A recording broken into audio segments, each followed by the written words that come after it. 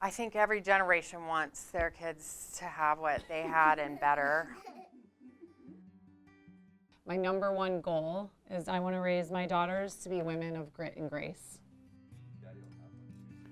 I remember being very excited and also terrified and thinking, well, I've got 9 months to get my act together.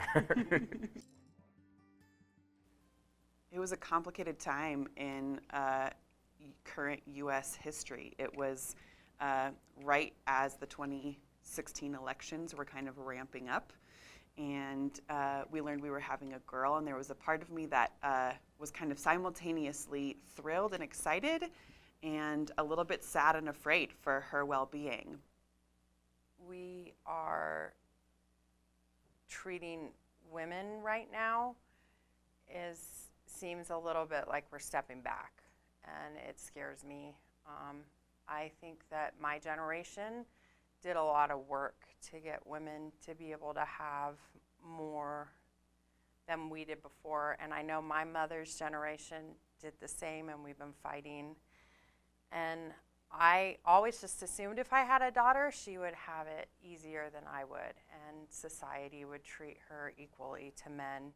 Being a feminist doesn't necessarily mean what maybe our society has defined it as. To me, being a feminist means making whatever choice you want for your future, and it doesn't matter if you're male or female. I hope my daughters, as they learn about women's suffrage and how hard women had to work to get where we are today, can appreciate the honor and the privilege it is to have the freedoms today that they do, that they don't even have to think about it.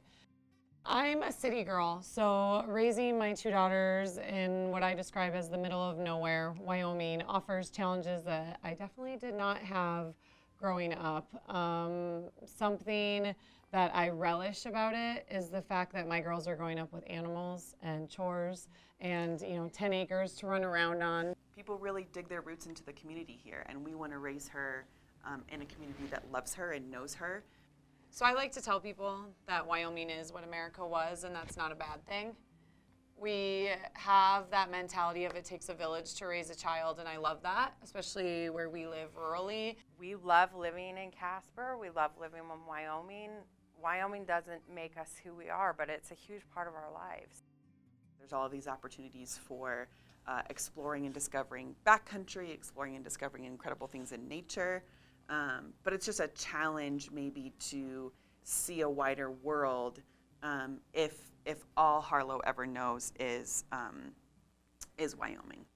There's like this interesting tension, I think, between this sort of fierce independence and kind of a kind attitude towards, I'll give you the shirt off my back, but we feel a little bit threatened by new ideas, and I think maybe over the course of history, women have received the shorter end of the stick in terms of opportunities. So I have some concerns about that, just her being a woman in this place. I think there's some beautiful opportunities and advantages, but I think there's also some challenges and hurdles that are kind of deeply bred into the DNA of this place.